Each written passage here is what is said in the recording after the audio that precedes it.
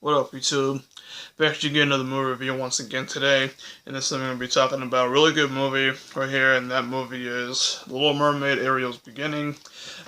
This is actually the prequel to the original films, just in case if everyone's wondering. It's also known as Little Mermaid 3, but this is actually a prequel film to the first and second movie, and when this came out. I think it was like in 2008, I think, maybe 2007, something like that.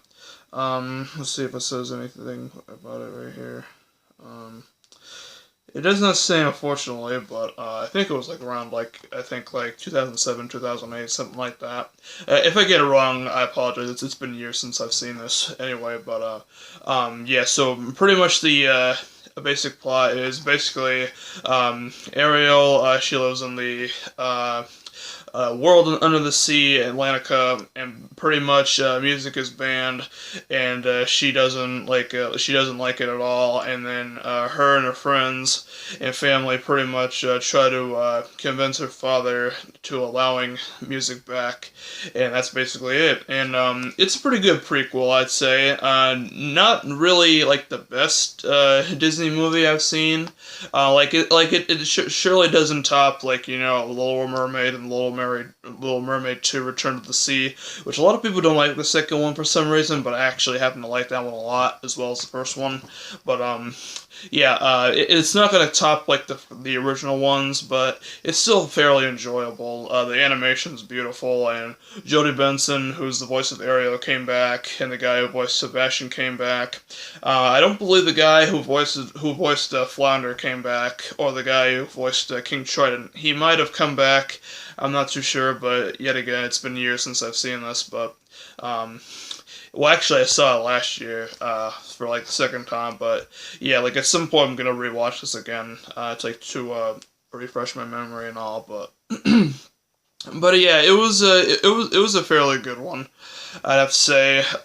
It's a lot better than some like the other Disney sequels or prequels, like for example like Brother Bear 2, what's it called? The Rescuers Down Under, and let's see what else.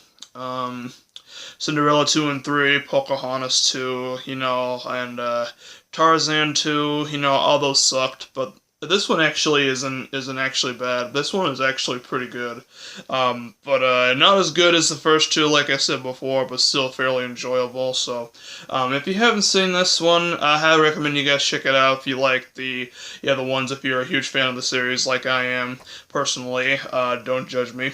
Um, just kidding, but yeah, it's a really nice set. You get the second and the prequel film right in this set. I got this at Walmart for I think it was like $15 or something, so it was a pretty good deal.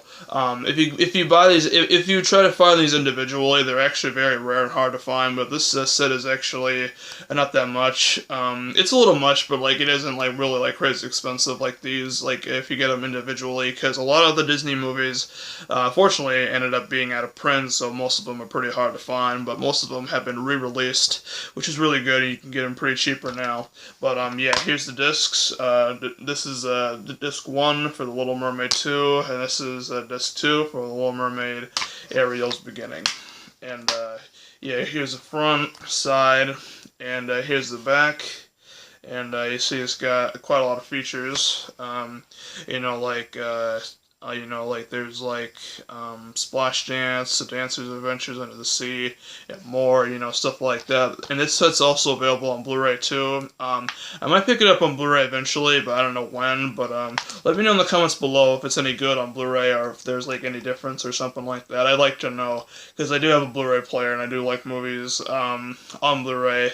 Usually, like I'll like update them to Blu-ray, but like it only depends on like if it's a movie that I really want to see on Blu-ray. But if it's a movie I don't really want to see on Blu-ray, then like I'll just pass on it. But this one, I'll probably definitely pick it up on Blu-ray eventually. I just don't know when though. But but yeah, if any of y'all know like how the quality is, well, actually picture quality for these movies on Blu-ray is, let me know down below. I'd really appreciate that. And yeah, definitely check out The Little Mermaid Ariel's Beginning.